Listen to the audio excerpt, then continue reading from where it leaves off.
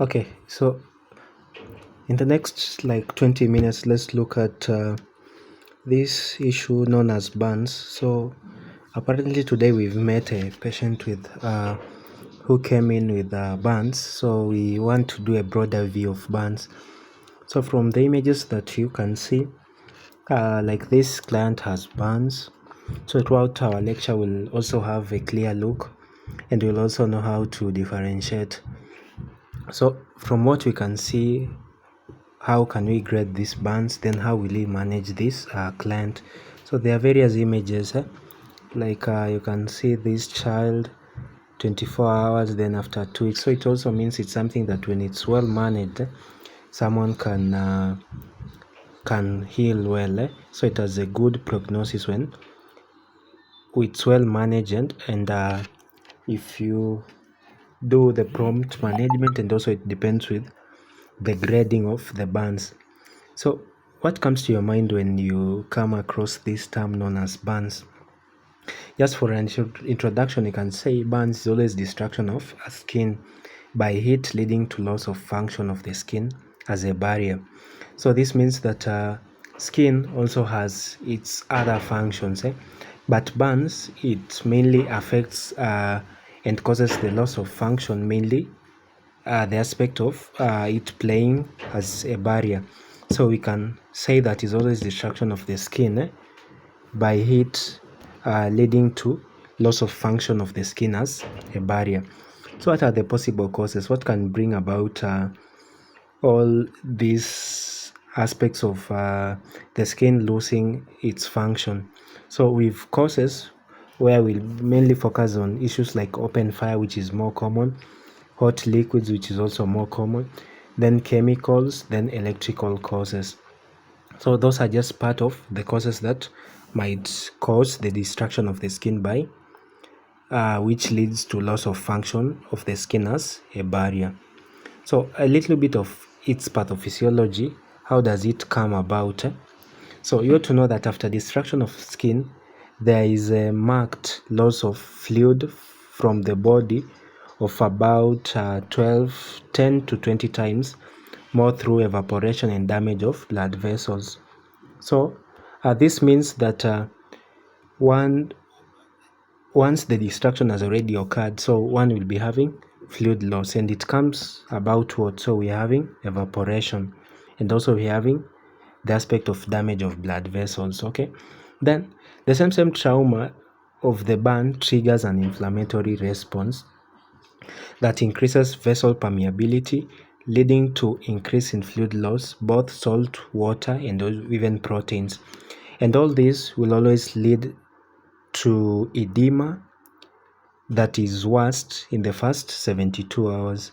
So just a recap, we've talked of the destruction of the skin. So we are having marked loss of fluid from the body, and this is always 10 to 20 times more through evaporation and also damage of the blood vessels. So we have evaporation, then we have damage of blood vessels.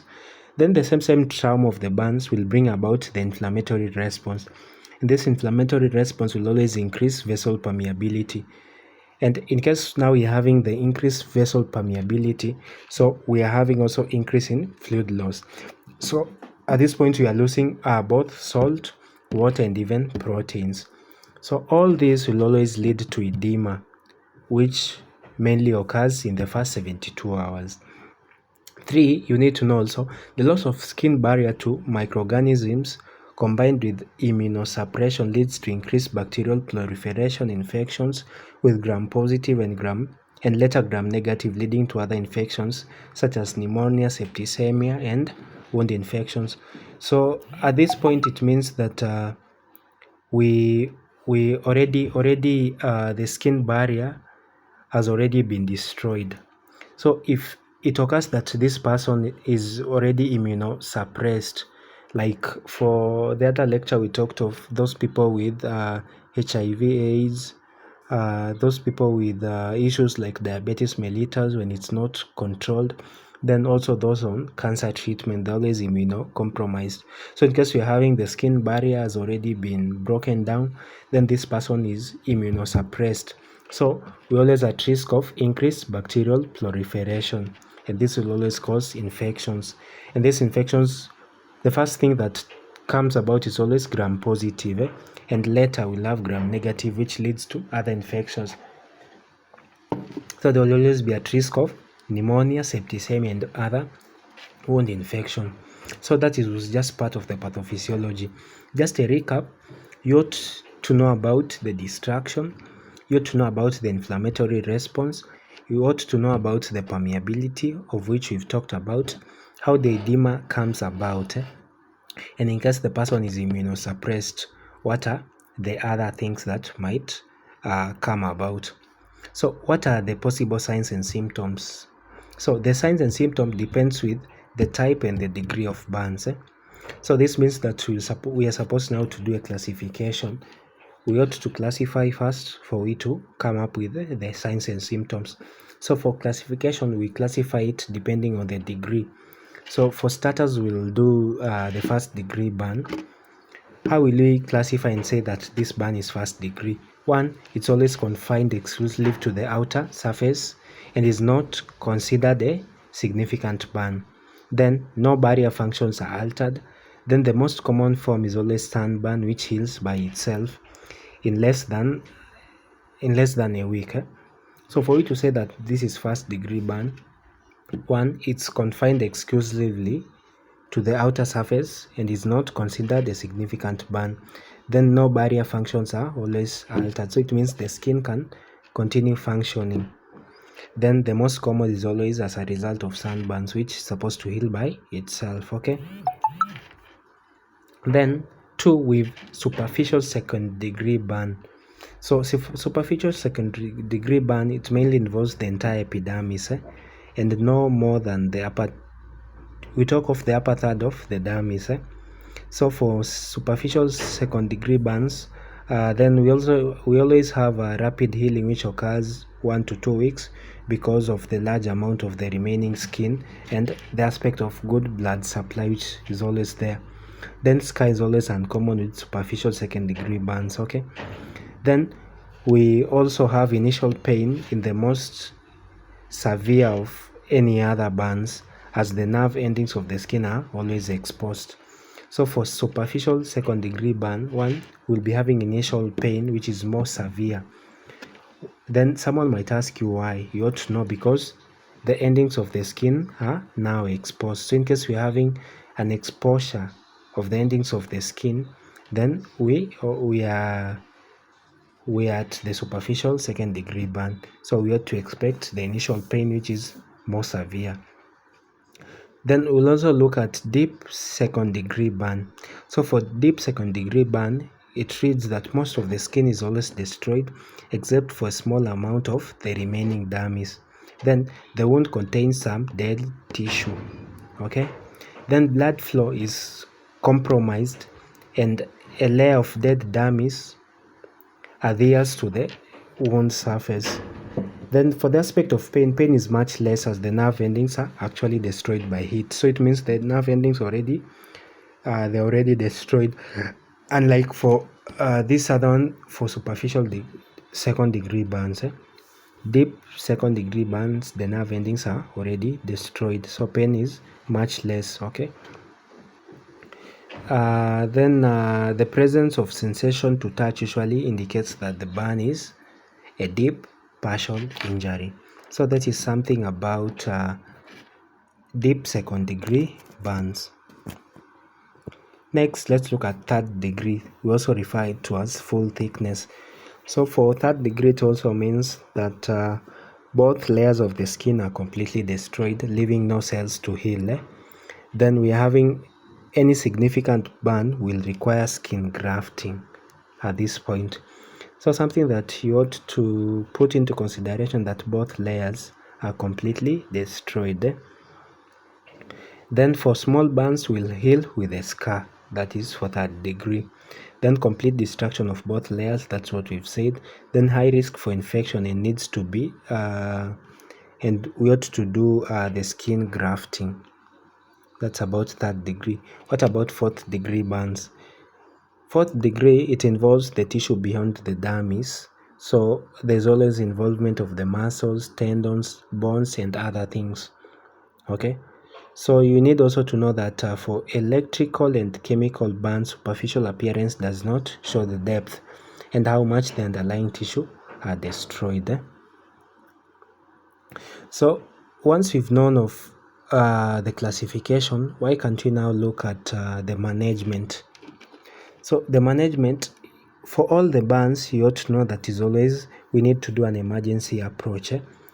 Then for the emergency approach, we do the primary survey where we do the A, B, C up to F. So for A, we look at the airway, B, we look at the breathing, C, we do circulation, D, we check if there's any disability, E, we check for exposure, then F, we are supposed to do fluid resuscitation. Okay. Then for the secondary survey, where we mainly focus on mechanism of injury, so we do head-to-toe examination where we focus on all body systems. Then we ought to do the burns surface area. Then we need also to do the wound or the burn wound depth. What are the possible investigations that we are supposed to do? One, we need to do blood gas analysis. We want to rule out issues of, we talk of the acidosis and alkalosis, the metabolic acidosis, metabolic alkalosis. Then we can also do full hemogram or complete blood count. We are supposed also to do urea, electrolytes, and creatinine levels as part of the investigations. Then you can also do liver function test, not forgetting about total protein and albumin. Treatment, how will we treat? The first thing that we are supposed to do fluid resuscitation, then we do pain management, then we do wound management, then finally we do prophylactic antibiotics. As part of nursing management, we need to consider the following. We manage according to the nursing assessment. So we use the nursing process, which involves the assessment, diagnosis, planning, implementation, then evaluation. Then 2, we need to assess level of injury. We also need to do level of consciousness. We need also to assess for the type of burns. So for the treatment, the first thing we said, we do the fluid resuscitation. How do we come up with the fluid resuscitation? So you ought to know that IV volume must be maintained following a burn in order to provide sufficient circulation to perfuse the vital organs, but also the peripheral tissues, especially the damaged skin. So that's the essence of doing IV volume fluid resuscitation. We don't want just to focus on the vital organs. We also want to do perfusion to the peripheral tissues, not forgetting the damaged skin. So for IV fluid resuscitation, it's always appropriate for any child with burn that is always greater than 10 and 15 for total body surface area for adults. For adults, always 15%. Then for children or any child, we do 10%. So the most common fluid that we use is always Lactated. Don't forget about that. That's the ideal fluid that we do for fluid resuscitation in case of patients with burns.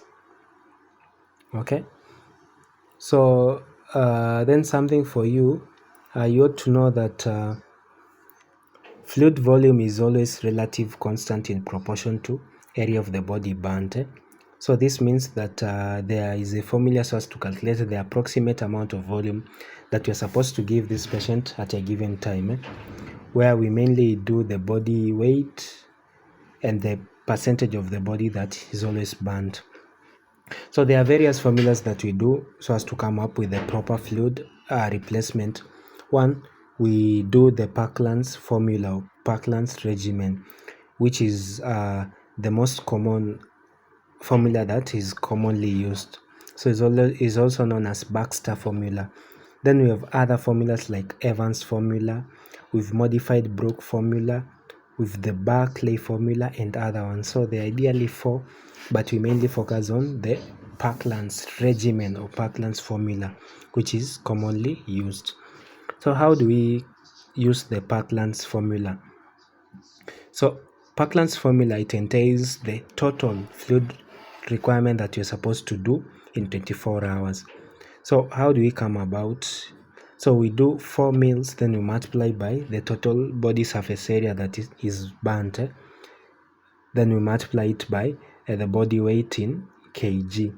So what we will get, let's say we get 1500 mils. So this means that you're supposed to give half of this, which is 750 mils. So 750 mils we're supposed to give in the first 8 hours.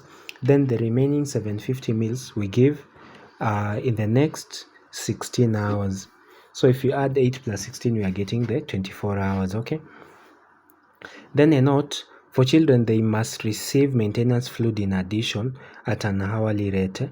So we do 4 mils per kg for the first 10 kg of body weight. Then we do 2 mils per kg for the second 10 kg of the body weight. Then we add finally 1 mil per kg for any body weight that is more than 20 kg of the body weight. That's the formula according, in case you're handling children. So an example, let's say we got the total body surface area that was exposed or that was burnt. Let's talk of it was 20%. So we take 4 mils times 20 times the body weight. If the patient is 50 kg, you multiply by 60. So what you'll get, that means, is the total amount of fluids that you're supposed to give in 24 hours. So we do halfway for the first 8, then the remaining for the next 16 hours.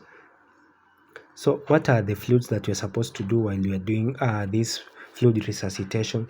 The ideal fluid that we use, we mainly do crystalloid resuscitation. And this involves use of ringer's lactate. We can do hypertonic saline. And throughout our discussion, we'll also give reasons as to why we give these fluids. So for ringer's lactate is the most common used crystalloids. So they're always effective as crystalloids for maintaining intravascular volume. Then they're always even less expensive. That's why we mainly use the ringer's lactate. What about hypertonic saline? Hypertonic saline, it produces hyposmolarity and hypernatremia. Then it also reduces shift of intracellular water to extracellular water.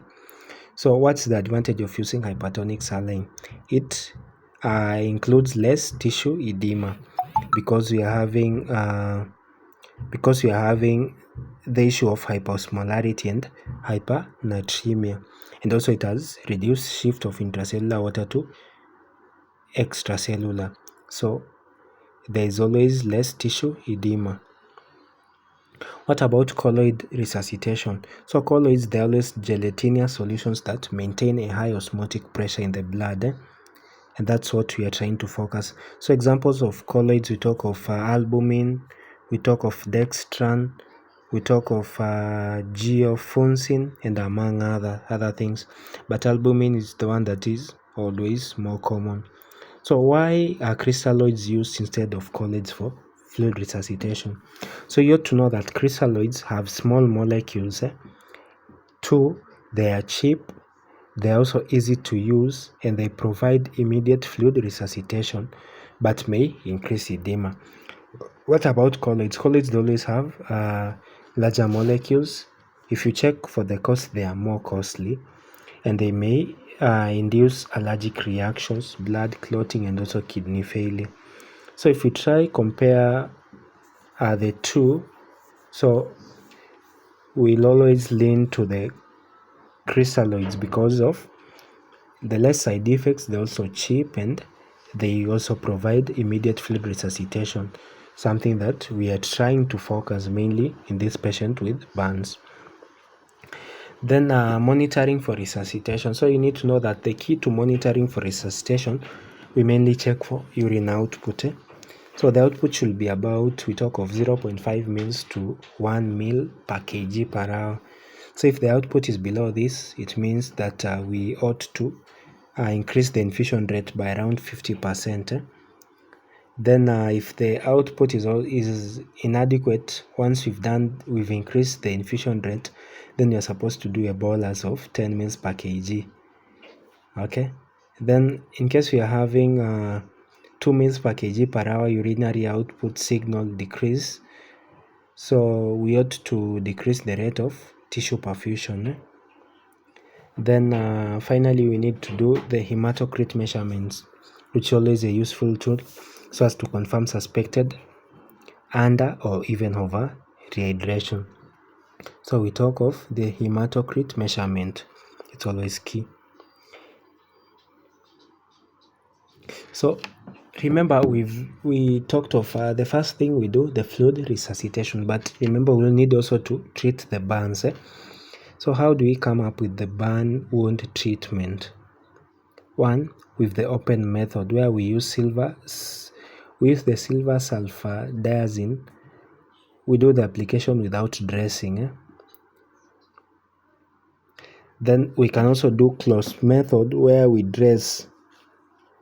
Why would we do the dressing? So as to soothe and also to protect the wound.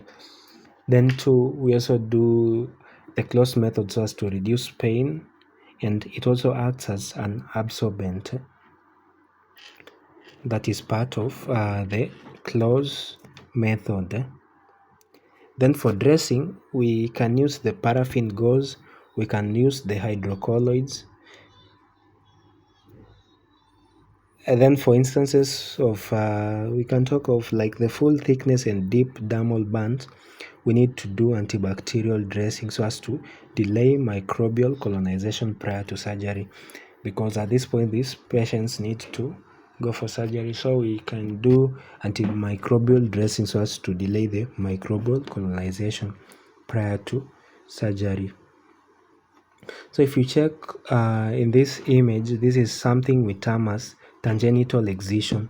So it's always done within 48 hours with skin grafting in patients with less than 25% of burns. Then it's usually done in deep and dermal burns. Then it involves dead dummies. It's always removed layer by layer. Then later we do skin grafting. So that's about tangential excision. So you can see from the image that is projected. So apart from that, we also have other things that we do. So like we have this one, which mainly entails when you're having full thickness burns. That's what we do.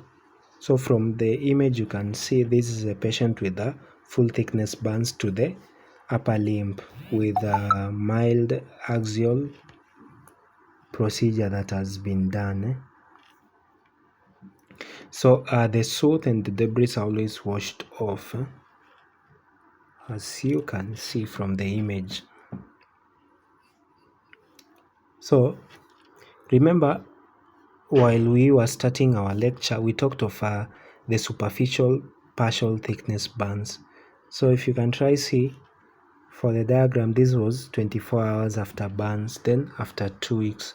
So it means it's something that is workable. If we do the fluid resuscitation, then we do the right treatment. Like for this patient, they did let me just go back. They did the open method where we use silver sulfadiazine application, and after 2 weeks you can see the change. Then after 3 months, that's how it looks. So you can see the pigmentation, the pigment has started to return. So it's something that is workable. Yeah. So what are the effects of burns? So we'll try look at the effects, then complications, and then we call it a day. So as part of the effects, one, we've talked of the issues of dehydration, so we can have shock due to hypovolemia. Then we can have renal failure, one, because of the hypovolemia and also toxins from the burns, so it can cause renal failure. Then pulmonary edema, respiratory infections, we've looked at it more. Then we can also have fungal and viral infections because the skin barrier is already damaged. Fluid electrolyte imbalance, it's there. Immunosuppression predisposes one to severe opportunistic infections. We've just looked at it more. Then like issues like electrical injuries often causes fractures, major intracranial organ injury, and also convulsions. So it's that much fatal. Then in case of any inhalation, we can have issues like pulmonary edema, respiratory RS, and other things. Then we can have severe malnutrition with catabolic status. That's part of effects of burns. Then we have something known as toxic shock syndrome. So for toxic shock syndrome, it's always a life-threatening exotoxin-mediated disease that is mainly caused by Staphylococcus aureus and is more common in children, and it always presents with issues like rashes. We talk of myalgia, that is muscle ache, diarrhea, vomiting, and multi-organ failure. And it has high mortality. So we also need to monitor mainly these children who will present with rashes, myalgia, diarrhea, vomiting. We need to monitor them for toxic shock syndrome, which is always life-threatening. Then finally, we might also have development of contracture, which is always a late problem. And these contractures might lead to disabilities of the affected joint, and also defective hand functions, growth, retardation, and also which might cause shortening, among other things. Complication of burns, contractures. So if you try see this is a contracture, what we are talking about. So like for this patient, he or she had a severe contracture at the knee joint, and this caused a deformity. So he or she cannot stretch the knee. Okay. So it causes restricted movements and also disability. Complications of contracture will be having hypertrophic scar. So from the image you can just see these are hypertrophic scars that have already formed. Treatment of burn contracture. How can we now treat? And remember, these are contractures that we are talking about. So we need to release contracture surgically, and we ought to do the skin graft. That's always key. Then we need also to have a proper physiotherapy and rehabilitation. That's always essential in these people with contractures. Then manage the itching, because the scar will always cause itching. So we do antihistamine, then we can do moisturizing creams as part of the treatment. Prevention. How can we prevent now contractures? One, we need to do joint exercise in full range during recovery periods of burn. So we have to do the full range of motions.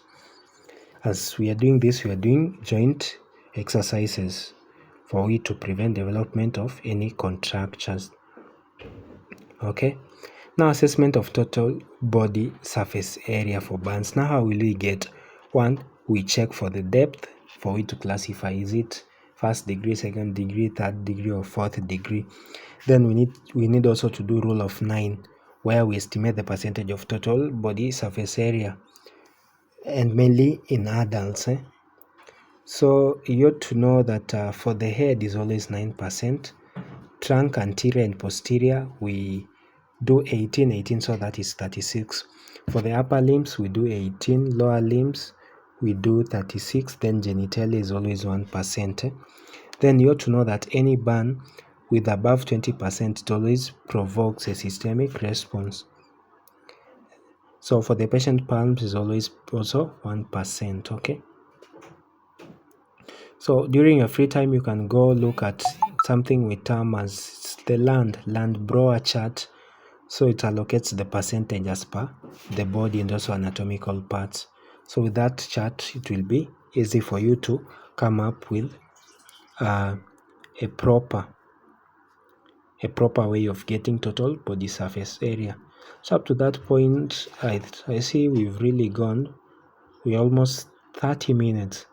Just a recap, we've looked at burns, and you say it's always destruction of the skin by heat leading to loss of function in the skin as barrier. Then the causes: fire, hot liquids, chemicals, and other things. We've looked a little bit of pathophysiology, how it develops. Remember the aspect of evaporation, damaging, inflammatory response, permeability, and also infections and the edema. The signs and symptoms depending on the type and the degree of the burn. Then the management, how we manage the emergency approach with the primary survey, then the secondary survey. For primary survey, we do the A up to F, airway, breathing, circulation, disability, exposure, and fluid resuscitation. Then for the secondary, we do head to toe, burn surface area, and also the burn wound depth. The investigations that we do and why are we supposed to do. Treatment, we've talked about the fluid resuscitation, pain, wound management, and prophylactic antibiotics. Fluid resuscitation, we've looked at it, how we calculate, then the ideal drug, the colloids and crystalloids, and why are we supposed to give. Then monitoring for resuscitation. Then how do we come up with the treatment? Then finally, we've looked at contractures, how it comes about. We've also looked at the effects of burns, what are the possible complications, and how can we manage the complication, and finally the treatment. So up to that point, we are done with burns. So if there is any other question, you can just post it down the chat box or send us a message, then we'll try to respond. Thank you.